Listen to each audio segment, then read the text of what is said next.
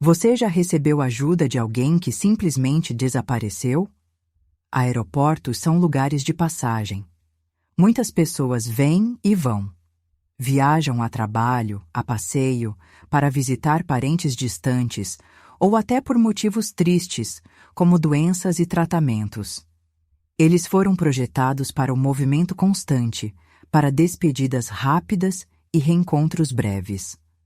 Poucos lugares no mundo concentram tantas pessoas e, ao mesmo tempo, tanta solidão. É um ambiente estranho, ao mesmo tempo acolhedor e profundamente solitário. Você já se sentiu desorientado? Sem saber o que fazer em um lugar e não ter a quem recorrer? Essa história aconteceu com uma garota que achava que tinha tudo sob controle na sua vida. No dia 14 de agosto de 2018, no Aeroporto Internacional de Guarulhos, em São Paulo, uma jovem chamada Marina Alves, então com 19 anos, descobriu essa solidão da forma mais difícil. Marina cursava o segundo período de filosofia em Florianópolis, Santa Catarina. Ela havia viajado para Belo Horizonte com um propósito doloroso: visitar uma tia que, além de tudo, era sua madrinha. Aquela tia que rolava no chão com ela quando pequena, que dava doces escondidos da mãe. Mas o cenário era outro. Ela estava em estado terminal por conta de um câncer de pulmão. Já fazia muito tempo que Marina não a via. O encontro foi breve, mas marcou a alma de Marina. O cheiro de éter no quarto 304, o som ritmado e frio dos monitores cardíacos. Antes de sair, a tia, com a voz fraca pelo esforço de respirar, segurou o pulso de Marina com uma força surpreendente para alguém tão debilitada. Ela olhou no fundo dos olhos da afilhada e disse: "Não tenha medo do caminho, minha menina. Você nunca anda sozinha." Marina sorriu, segurando o choro, achando que aquilo era apenas o delírio da medicação ou a fé antiga da madrinha tentando confortá-la. Ela beijou a testa da tia, sentindo aquele frio característico da despedida. Ao entrar no táxi rumo ao aeroporto, Marina desabou. Não chorava apenas pela doença, mas pela sensação de que aquela proteção da infância estava morrendo ali. Pela primeira vez, ela se sentia uma adulta órfã. E foi com esse espírito fragilizado, com essa armadura rachada, que ela pisou no saguão de Guarulhos. Foi muito doloroso ver alguém que tanto amamos naquela situação, mas a família já tinha se conformado e Marina precisava vê-la. Marina retornava naquela tarde, com conexão em São Paulo. O plano era simples, comum, quase automático. Um voo curto, uma espera rápida e depois o retorno para casa. Tudo minimamente calculado. Na verdade, a vida de Marina sempre foi assim. Ela sempre fez tudo planejado.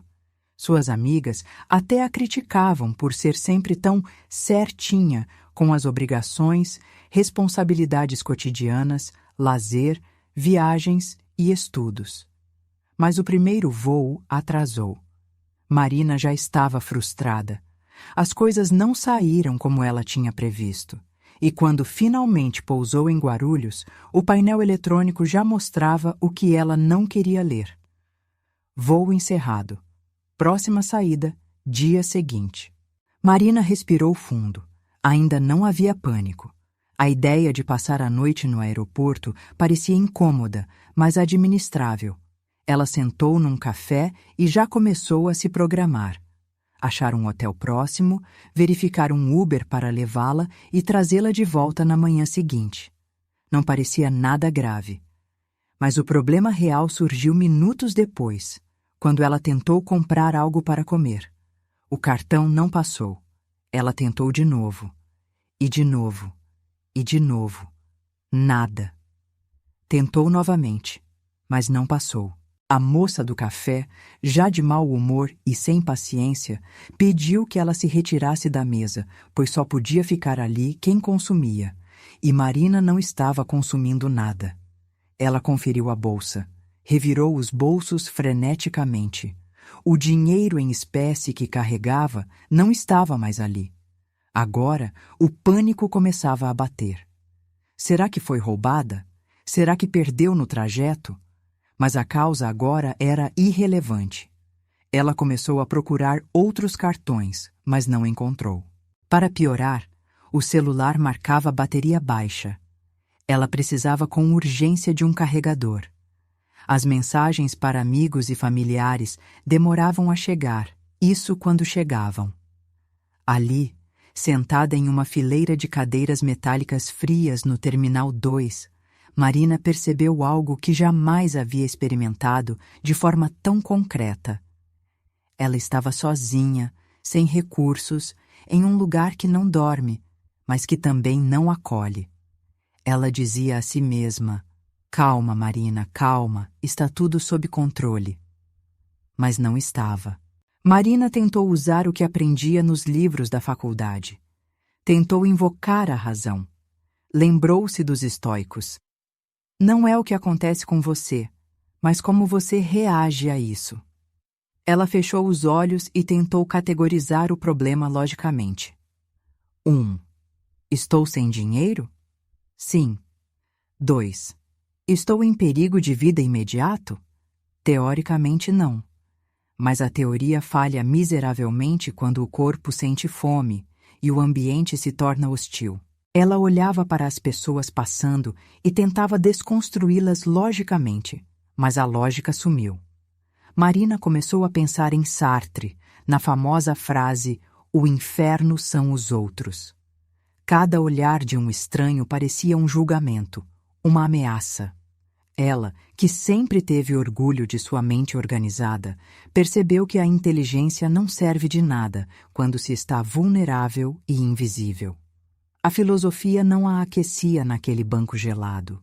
A razão não lhe dava um copo d'água. Era a primeira vez que isso acontecia. Ela, sempre tão organizada, tão previsível, sempre se adiantando às situações. Mas não foi assim desta vez. Marina estava em pânico. Ela olhava ao redor e sentia que todos estavam olhando para ela, cogitando algo ruim. O pânico agora virava paranoia. À medida que a noite avançava, o aeroporto mudava de cara. Pessoas iam e vinham. Marina olhava cada rosto, achando que encontraria alguém conhecido, mas nada. Mandou mensagem para os pais. Infelizmente, a mãe estava num seminário da igreja, em retiro, sem contato. O pai estava viajando a trabalho, incomunicável. Mandou mensagens a um amigo, Luiz, mas ele ainda não tinha respondido. As lojas fechavam uma a uma. O barulho das portas de metal descendo parecia o som de uma prisão se fechando. O fluxo de pessoas diminuía. Os anúncios ecoavam nos corredores vazios mais do que informavam. Funcionários passavam apressados, sem tempo para conversas. Marina tentou pedir ajuda institucional. Foi até o balcão. Recebeu apenas orientações protocolares. Houve um momento, antes do medo total tomar conta, em que ela tentou apelar para a simples empatia humana. Ela avistou uma família, pai, mãe e 2 filhas, sentada perto do portão de embarque. Pareciam pessoas gentis, normais. Marina ensaiou as palavras mentalmente por 10 minutos. O coração batia na garganta. Ela se levantou, alisou a roupa amassada para não parecer uma pedinte e se aproximou devagar. "Com licença", disse ela com a voz trêmula. "Eu perdi minha carteira e estou sem bateria. O senhor poderia me deixar usar o carregador por apenas 5 minutos? Eu preciso avisar alguém." O pai da família nem levantou os olhos do celular. A mãe, num gesto instintivo de defesa, puxou a bolsa para mais perto do corpo e disse friamente, sem olhar no rosto de Marina: "Não temos cabos aqui." Era mentira. Marina viu o cabo branco pendurado, enrolado na mão da filha mais nova. Marina recuou, pedindo desculpas por existir. Aquela rejeição doeu mais do que a fome. Foi ali que a ficha caiu. Ela não era mais uma estudante universitária viajando. Aos olhos daquelas pessoas, ela havia se tornado um problema a ser evitado. Um estorvo. Por volta das 11 da noite, o medo real apareceu. O pânico voltou a consumi-la, uma sensação constante de vulnerabilidade absoluta. Ela observava os arredores, os rostos desconhecidos, os cantos escuros do terminal que antes pareciam apenas arquitetura moderna. Pensava na mãe, pensava em casa. Pensava no que poderia acontecer se alguém mal intencionado percebesse o quão indefesa ela estava. Marina estava literalmente tendo uma crise de ansiedade. Uma faxineira passando por ali percebeu e lhe perguntou se estava bem. Trouxe um copo de água, mas Marina, presa na paranoia, achou que poderia ser alguém querendo dopá-la para roubá-la. Ou coisa pior. Ela agradeceu secamente e saiu dali rapidamente, fugindo da única ajuda que apareceu. Foi então, em meio a esse pânico, que ela fez algo simples. Não foi teatral. Algo que não fazia há muito tempo, já que suas crenças andavam esquecidas. Marina sentou-se novamente, fechou os olhos com força, segurou a mochila contra o peito como um escudo e orou em silêncio. Ela não pediu um milagre. Não pediu que o dinheiro aparecesse magicamente no bolso. Não pediu um voo extra. Pediu apenas proteção e companhia. Com os olhos cheios de lágrimas, ela sussurrou. Ela suspirou fundo. Colocou a mão no coração, que batia a 1000 por hora, e tentou diminuir o ritmo da respiração. Foi nesse momento que uma paz estranha se instalou dentro dela. Ela não sabia explicar como, nem de onde veio. E foi nesse exato momento que ouviu uma voz. Marina virou-se rápido, assustada. Era um jovem, aparência comum, cerca de 20 e poucos anos. Roupas simples, postura tranquila. Ele não se aproximou demais, respeitando o espaço dela. Apenas perguntou: "Você está bem?" Marina hesitou. O medo ainda estava lá. Mas respondeu. Disse apenas que havia perdido a conexão e aguardava o próximo voo. Não mencionou o dinheiro roubado. Não mencionou o medo. Não deu nenhuma informação pessoal. Ele pediu permissão para sentar na cadeira ao lado, mantendo uma distância segura. Ela concordou com um aceno. Ele contou que estava ali aguardando uma pessoa que chegaria ao amanhecer e preferiu passar a noite no aeroporto para não deixar a pessoa esperando sozinha quando chegasse. Disse que seu nome era Gabriel. Eles começaram a conversar sobre coisas triviais. De onde vinham, para onde iam. Estudos, nada íntimo demais, nada invasivo. O tipo de conversa que serve para passar o tempo. Mas, naquele contexto, fazia algo a mais. Trazia calma. Marina sentia a paz voltar. Gabriel emanava uma tranquilidade que ela não sabia explicar. Gabriel, em certo momento, tocou num ponto profundo. Ele começou a dizer que sempre foi muito independente, que não gostava de depender de ninguém. Marina ouvia e se via exatamente naquela descrição. De repente, ele disse: "Quando percebi que existe algo maior que nos sustenta, que nos protege, foi que comecei a realmente viver." Marina ficou em silêncio, tentando entender. Gabriel olhou através das grandes janelas de vidro para a pista escura onde luzes piscavam ao longe. "Sabe, Marina?" Disse ele com um tom suave. "Você sabe como os pilotos pousam esses aviões quando a neblina é tão forte que não conseguem ver a pista?" Ela negou com a cabeça. "Eles confiam nos instrumentos. Eles não veem o chão, não veem a torre de controle. Às vezes, não veem nem a ponta da asa do avião. Mas eles sabem que existe uma voz no rádio guiando eles. Se eles tentarem pousar apenas confiando no que os olhos veem no meio da tempestade, eles caem. Ele virou o rosto e olhou nos olhos dela. A vida é igual. Você é a pilota da sua vida. Você planejou tudo, não foi? Mas hoje a neblina baixou aqui em Guarulhos. Se você tentar se guiar só pelo seu medo, você vai entrar em parafuso.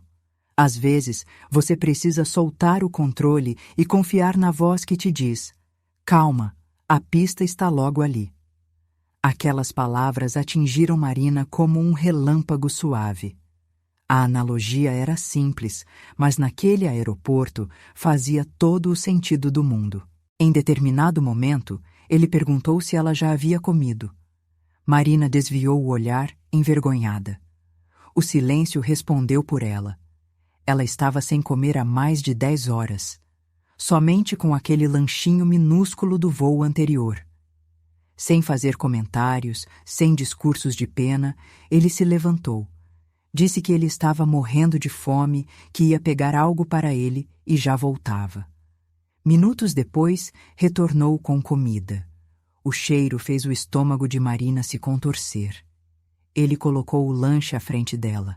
Fracionou a comida e começou a comer. Ele não aceitou recusas.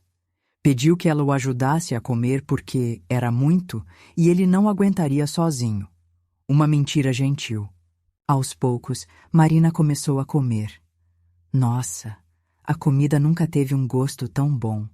Ela não tinha ideia de como um simples lanche de aeroporto poderia ser tão reconfortante. A madrugada avançou. O aeroporto ficou quase vazio, num silêncio abafado. E ele permaneceu ao lado dela. Não tentou dormir. Não se afastou. Não sugeriu nada estranho. Apenas ficou, conversando quando ela queria conversar, silencioso quando o cansaço vencia. Marina cochilou algumas vezes, exausta. Acordava assustada, num sobressalto, como quem teme estar sozinha novamente. E sempre o via ali, no mesmo lugar, sentado, vigiando. Às 5 da manhã, o aeroporto começou a despertar lentamente. Novos funcionários chegando com uniformes passados, novos passageiros arrastando malas. A vida retornando ao terminal. Pouco depois das 7, Luiz, o amigo que viria buscá-la, finalmente chegou. Ao ver o rosto conhecido, Marina sentiu um alívio imediato. Ela suspirou e deu um grito abafado de alegria. Enfim, estava salva. Levantou-se, pegou a mochila e se virou imediatamente para apresentar Gabriel, o rapaz que estava ao seu lado desde a noite anterior. Quando ela se virou para agradecer, ficou paralisada. Ele não estava mais ali. Não havia se afastado caminhando. Ele estava ali há 1 segundo. Ela olhou para os lados. Ele não estava andando pelo corredor do terminal. Não estava na entrada do banheiro. Não havia entrado em nenhuma loja. Todas ainda estavam com as portas meio fechadas. Simplesmente desapareceu. Luiz, seu amigo, estava confuso, sem entender o que ela estava procurando.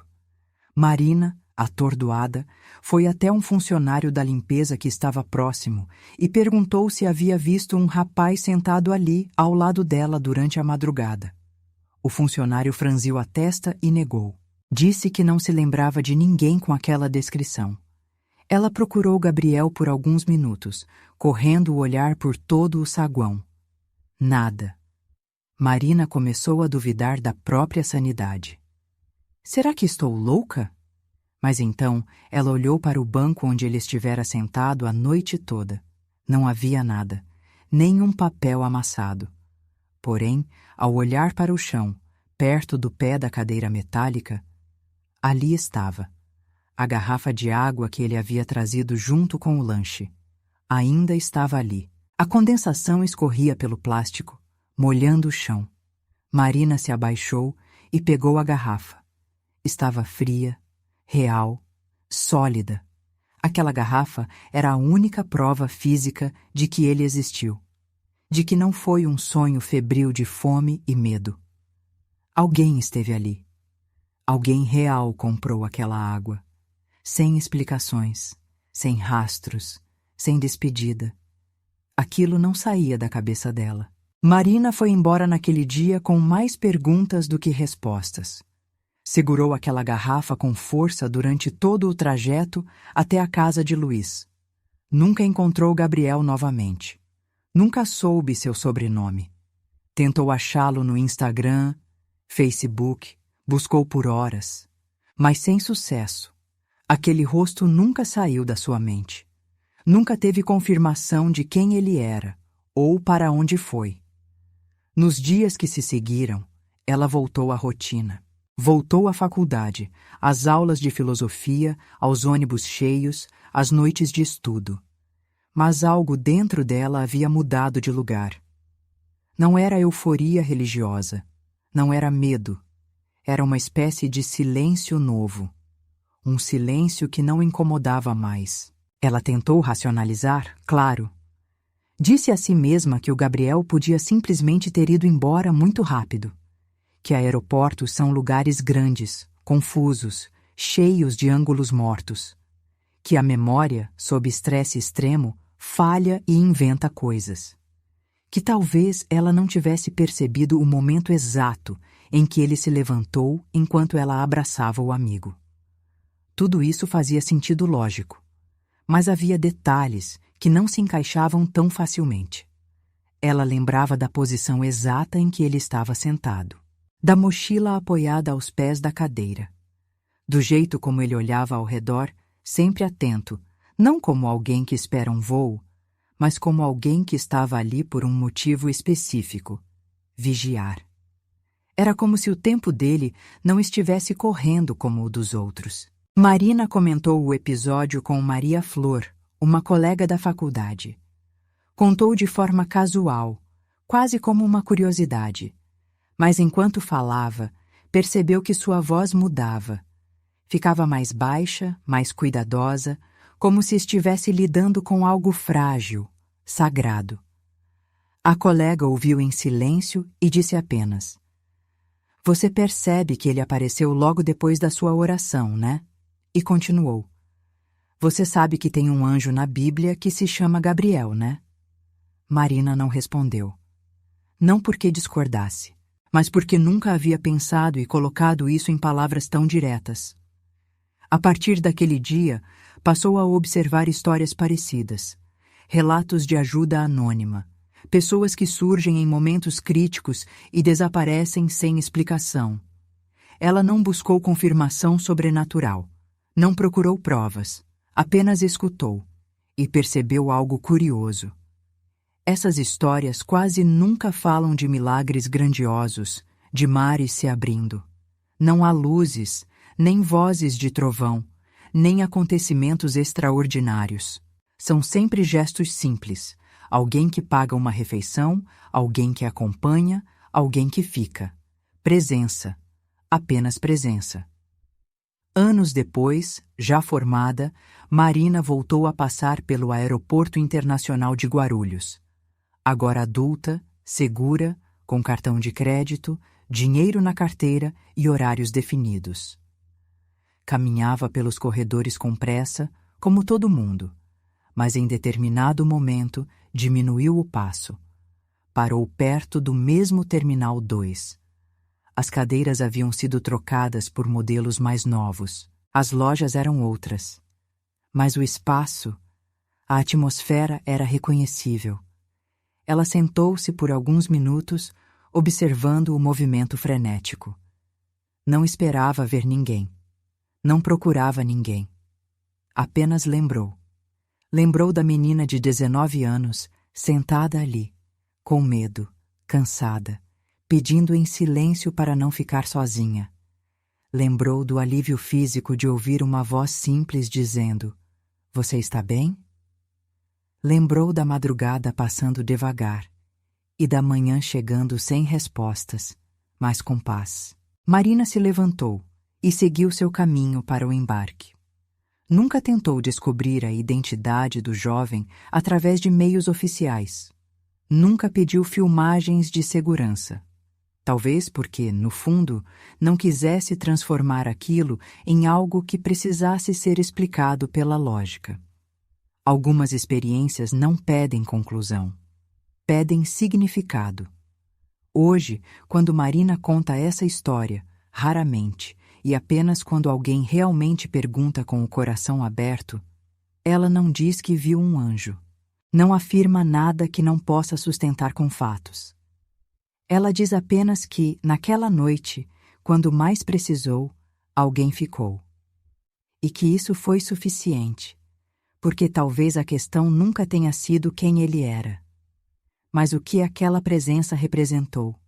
Em um mundo apressado, distraído, indiferente, alguém decidiu parar, sentar, acompanhar, proteger e depois seguir seu caminho, sem esperar aplausos ou reconhecimento. Talvez algumas respostas não estejam em saber de onde alguém veio, mas em perceber o efeito que deixou, e às vezes isso é tudo o que uma história precisa ser.